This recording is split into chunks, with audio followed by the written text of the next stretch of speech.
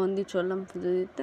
তো তোমরা যদি এই মন্দির চিনতে পেরেছো তাহলে কমেন্ট আমাকে জানিও যে এটা কী মন্দির। অবশ্যই আমি দেখিয়ে দেবো মাকে, মায়ের দর্শন করিয়ে দেবো।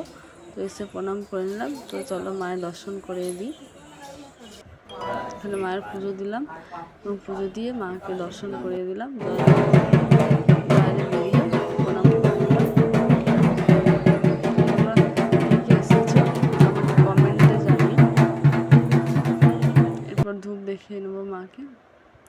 এখানে প্রায় আমরা একবার দুবার এসে থাকি মায়ের পুজো দিতে বছরে। তো তোমরাও এসো, মা খুবই স্মরণীয়, জাগ্রত, মা সবারই ইচ্ছে পূরণ করেন। এসে মায়ের পুজো দিয়ে যেতে পারো তোমরা। এটা শান্তিনিকেতন, বীরভূম জেলার শান্তিনিকেতনের কাছে অবস্থিত। দেখো চারিদিকটা খুব একটা ভিড় নেই, কারণ আমরা বললাম যে সকাল সকাল এসেছি।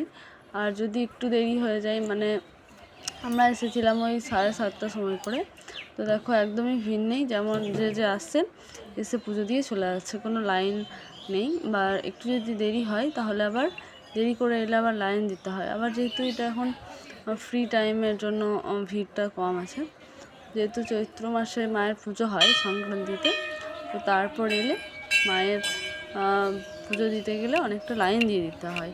তো যেহেতু আমরা চৈত্র মাস পেরিয়ে প্রায় বৈশাখ মাসে 10 তারিখ পেরিয়ে আমরা গিয়েছি, তো ভিড় অনেক কম। ভিড় হলে হবে হয়তো, আমরা যেহেতু বললাম সকাল সকাল এসেছি, তো সেই জন্য এখন ভিড় নেই। আর ধূপ দেখিয়ে ধূপটা এখানেই রেখে দিতে হয়। আর এটা হলো মায়ের কুণ্ড, যেটা থেকে মা পুজোর দিন, পুজোর আগের দিন রাত্রে মায়ের নাকি এখানে দর্শন করা হয়। তাই জানি, আমি পুরো সব বিষয়টা জানা নেই আমার। আবার মায়ের দর্শন করে নিলাম প্রণাম করে। এবার বেরিয়ে পড়বো। রাত সত্যি এখন দেখো মানে 9:30 মতো বাজে, একদমই রোদ নেই, খুব সুন্দর আবহাওয়া। আর পুজো দিতে এলে আপনারা সকাল সকালই আসবেন, ভিড়ও কম থাকে।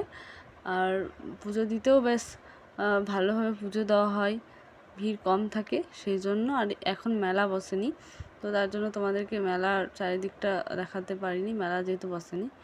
চলো আবার নেক্সট ভিডিওতে দেখা হবে, টাটা।